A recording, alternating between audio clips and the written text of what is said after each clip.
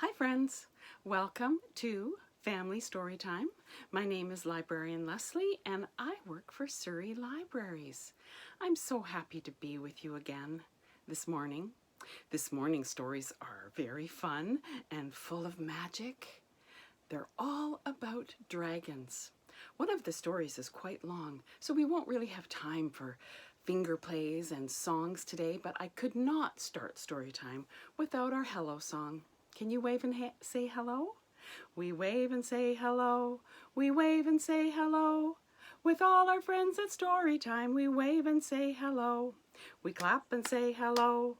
We clap and say hello. With all our friends at story time, we clap and say hello. We stomp and say hello. We stomp and say hello. With all our friends at story time, we stomp and say hello. Now, the first thing I want to do is share this book. This is about a little boy who has quite an imagination. It's called If I Had a Dragon, and it's illustrated and written by Tom and Amanda Ellery. Simon Schuster published it. Here we go.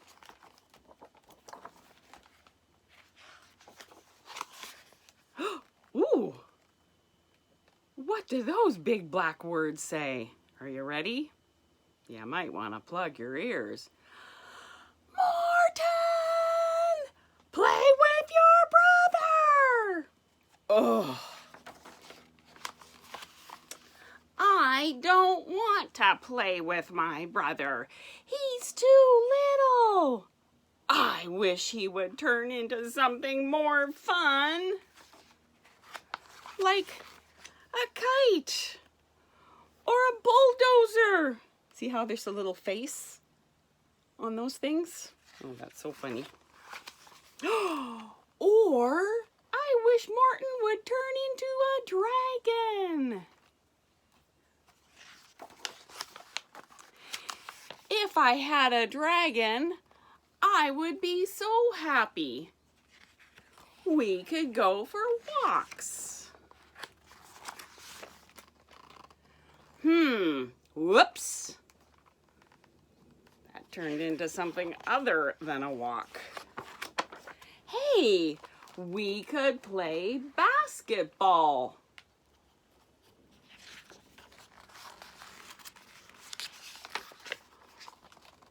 Uh-oh. Kind of hard to get past that big dragon, isn't it? Or we could go for a swim. Whee! Play hide and seek. 28, 29, 30. Ready or not, here I come.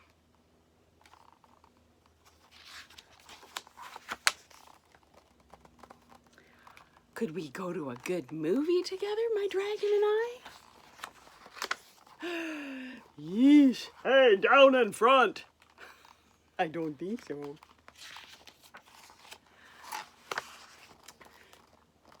How about whistling? I could teach my dragon to whistle or not. Oh dear. I don't think you want to teach a dragon how to whistle.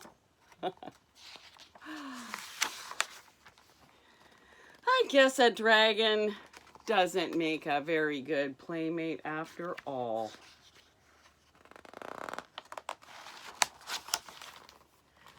But baby brothers do.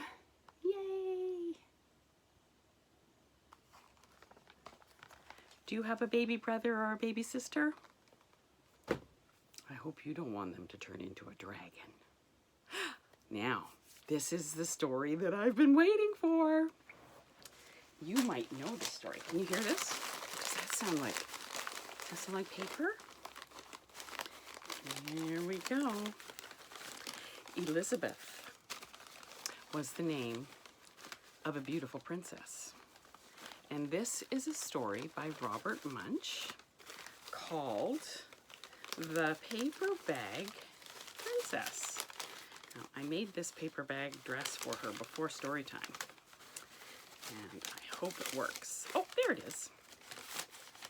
So Elizabeth was a beautiful princess. She had a beautiful castle, beautiful furniture. She had a lovely, lovely life. And she was going to marry the handsome Prince Ronald. Unfortunately, a dragon came and burnt down her castle, all of her beautiful furniture, all of her beautiful things, and all of her clothes. And he took Prince Ronald for dinner. Yikes! So Elizabeth decided that she was going to go and rescue Prince Ronald. But she had nothing to wear. So she went all through the castle finding something she could throw over her burnt old dress that she had that was all raggedy. And she found this. A paper bag. And so off Elizabeth went. Glinkety, glinkety, glinkety, glinkety, glinkety, glinkety, glink. The dragon was very easy to follow because he left a trail of burnt bones and forests. So she finally came to a big cave with a big door, and she banged on the door. Blam, blam, blam, blam, blam, blam, blam, blam, blam, blam, blam. The door opened. And out popped a humongous dragon head. Oh my goodness. He's so big he doesn't even fit into my screen. Oh, and look at his big teeth. Elizabeth looked at the dragon and she said, "Dragon! Oh, dragon! Hey, you don't even talk to me. You go away and come back. I have eaten a whole bunch of bony horses and forests, and I have a prince out back on the spit. Go away and come back tomorrow when I'm hungry." And so he slammed the door in her face. Blam! So she knocked on the door again. Blam, blam, blam, blam, blam, blam. And he came out again and he said, "I thought I told you to go away and come back tomorrow." Wait a minute, Dragon.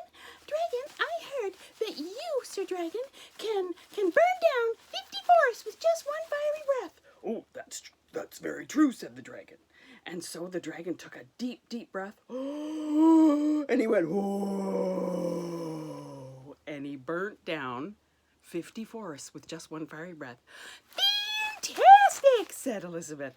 Do it again, do it again, do it again. And she jumped up and down and he went, okay. So he took another deep breath and he went, whoa. And he burnt down another 50 forests. But he didn't have enough breath left to cook one meatball. So when Elizabeth said, do it again, do it again, do it again, he couldn't. So then he was just about to slam the door in her face again. "You should go away now." And she said, no, wait a minute. I also heard, Sir Dragon, that you can fly all the way around the world with just one of your flap of your beautiful scaly wings. Wow, that is very, very true. And so the dragon lifted up his wings. Elizabeth will show you his beautiful wings. Look at these wings. Come on, Elizabeth, show him those wings. See, he's got beautiful wings. And he lifted up his body and he went whoosh all the way around the world with just one flap of his green scaly wings. And then Elizabeth said, fantastic, marvelous, stupendous, you are the most pulchritudinous dragon that ever lived. Do it again, do it again, do it again. So the dragon lifted up his great scaly wings and he went whoosh around the world again. And this time he went clunk. And he was asleep.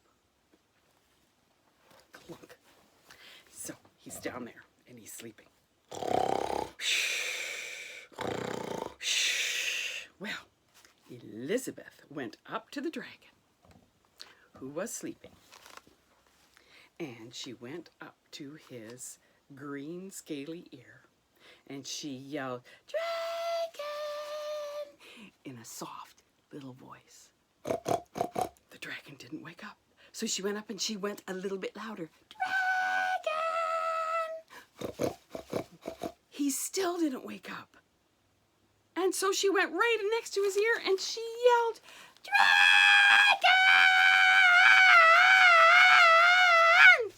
And he still didn't wake up. So she thought he was truly, surely, and most especially asleep. So she opened up the door and she went glinkety, glinkety, glinkety, glinkety, glinkety, glinkety, glink into the cave. And there was Ronald. He was just untying himself off of that barbecue spit. And he stood before Elizabeth. I'll be Ronald. And Elizabeth said, Oh, Ronald, you're okay. You look amazing. Ronald looked at Elizabeth and said, Hey, Elizabeth, your hair is all covered in ashes. Your hanky's all dirty. Is that a paper bag you're wearing? You smell like dragon breath. Go away and come back when you look like a real princess. Ronald, you look surprisingly put together for the ordeal which you've been through. And your hair's still all nice and neat. Your crown is even shiny. But you, Ronald, are a bum.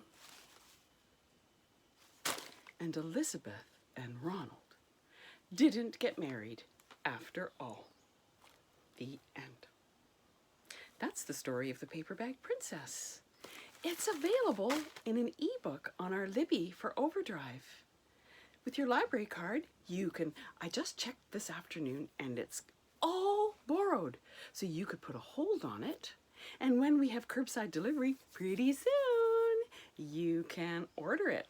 And one of us will be happy to give it to you if it's available, or you can put a hold on the book pretty soon. So thanks for joining me today, and I'll see you soon. Bye-bye now. We wave and say goodbye. We wave and say goodbye. With all our friends at story time, we wave and say goodbye. We clap and say goodbye. We clap and say goodbye. With all our friends at story time, we clap and say goodbye. We stomp and say goodbye. We stomp and say goodbye. With all our friends at story time, we stomp and say goodbye. I'll see you soon. Stay safe. Stay calm and be kind. Just had to get that in there.